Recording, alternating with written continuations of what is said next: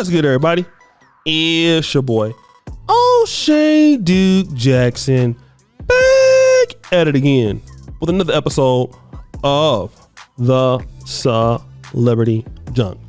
The whole world is going crazy with this P. Diddy thing, family. Everybody is really up in arms about a lot of these cheek clapping in baby oil situations. Not really your boy though, okay? I'm not involved in that. I don't mess with, sexual parties and excessive booty clapping. But it appears that you have people who want to defend Diddy. One of those individuals is going to be Dr. Umar Johnson. He has come out to discuss what he believes is wrong, and we're going to come back. Sean Puffy Combs' federal charges have little, if anything, to do with domestic abuse or pedophilia. His major sex crime federally is he's being accused of transporting women across state lines to engage in sex. What we call prostitution.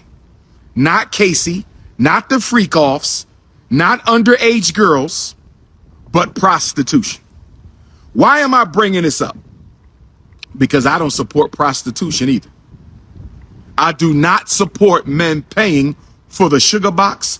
I do not support black women having to sexually exploit their sugar box in order to pay their bills. With that being said, prostitution is the oldest female business on the planet Earth. Prostitution is the oldest female business on the planet Earth. Prostitution is the oldest female business on the planet Earth. It is the sexual trafficking that Sean Puffy Combs is being accused of. Not domestic abuse, not freak-offs, not stomping out Cassie, not engaging in sex with underage women. It is interstate sexual trafficking. That is the charge. Why am I bringing this up?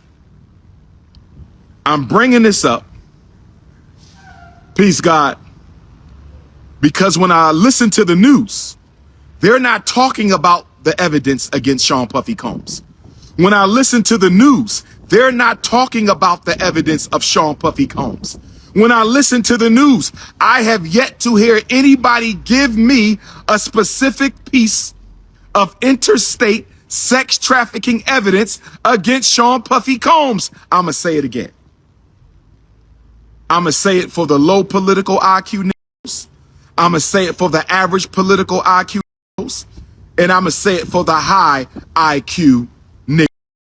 I haven't seen or heard a single piece of evidence against Sean Puffy Combs. I ain't read it in the New York Times. I ain't read it in the Philadelphia Inquirer. I ain't heard it on CNN. I ain't seen it on headline news. Where is the evidence that Sean Puffy Combs engaged in interstate sex trafficking? I keep hearing about Cassie when I turn on the news.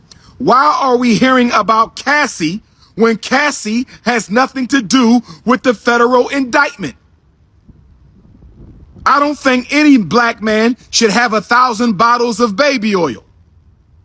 I don't think any black man needs 1,000 bottles of baby oil. But I haven't seen anywhere in federal law where owning 1,000 bottles of baby oil is a federal crime. Brothers and sisters, are you with me so far? Brothers and sisters, are you with me so far?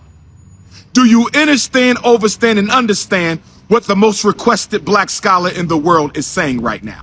Do you understand and overstand and understand what the most requested black scholar in the world is saying right now? Do you understand, overstand, and understand what the premier Pan-Africanist on the planet is saying to you right now? Baby oil is not a federal crime.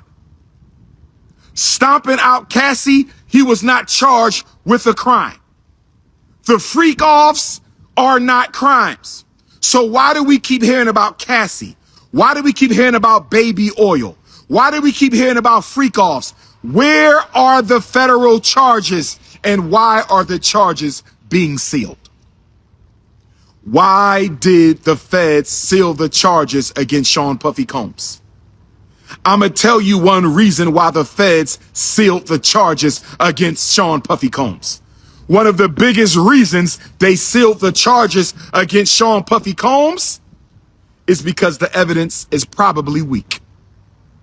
The evidence is probably weak.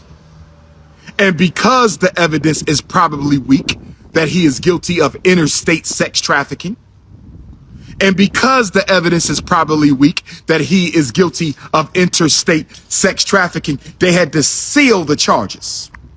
They had to hide the charges from you and I. They had to hide the charges from you and I long enough for the public execution to be carried out. Now, Dr. Umar Johnson is giving his opinion. I don't know what is going on with Dr. Umar Johnson. And, you know, for a person who understands white supremacy, he should understand the play. First of all, Diddy has too many enemies, okay? Diddy has too many enemies. And so because Diddy has too many enemies, then, you know, and he's going after these people that have a lot of money, he's reckless, nobody can tell you anything. So as much as the law can protect you when you know people, when folks turn against you, you don't have any help. You don't have any saving grace. And that's exactly what Diddy forgot. He fell out of favor with those people who protect him. He fell out of favor. So when you fall out of favor with White Zaddy, and when you're trying so much to compete in his world, just like the Diageo thing, he's trying to sue them for racism. He's trying to be, you know, in that world. He's trying to, hey, you're playing with fire. And every black man that tries to rise up in those industries like that, and they got some dirt on you, they're gonna knock you down, okay? They're gonna knock you down. And that's why a lot of the brothers out here don't really know that. And Corey Holcomb was trying to tell folks that all those guys are at danger of being knocked down. You can get the money all day, but you don't still have no power when they can take it. You know, like a billionaire in Africa, that can never happen. Like these guys over there. These guys, when they mess around and find out what these white people, listen, they're doing a lot. So as much as you're over there trying to get power with these people, and then you forgot that, you know, and sometimes these guys feel invincible. They're gonna give you the real wake-up calls every time. And black men gotta start just understanding that. I don't know why black men don't understand that. I don't know why they think that they're untouchable, but the white man is always gonna show the black man that you're not untouchable. And if it's us who have allowed you to get here, we're gonna take you down. And Diddy was supposed to be a little bit more humble, okay? Diddy wasn't doing what he was supposed to be doing. Diddy was moving too crazy. So it don't matter that his charges ain't trumped up. Of course, dudes fly people in all the time to booty clap. Those things happen all the time. But because Diddy pissed off the wrong people, they don't really need no real charges on him like that. They don't need it. Why should they need it? They don't need to have that. It doesn't matter. When they got something on you, when they want you, because they can always come and look for reasons why. Oh, you know what? Man, you know, we got to take Diddy down. Okay? They can find anything to put you in jail when they want to put you in jail. And if you don't believe it, if you have a problem with it, if you take issue with it, understand that's how it works. Okay? It's how it works. Black men need to stay away from that. If you don't want to stay away from it, then roll your dice. And when you get some money over there, understand that, hey, you got to be humble with your stuff. Got to be humble with your stuff. If you're not going to be humble in what you're doing, you're going to have problems, bro. It is what it is, okay? It is what it is. So guys, what do you think? It's your boy O'Shea Duke Jackson back at it again. The episode of The Celebrity Drunk. Appreciate you for all you do, Skirt the Bell. We're out.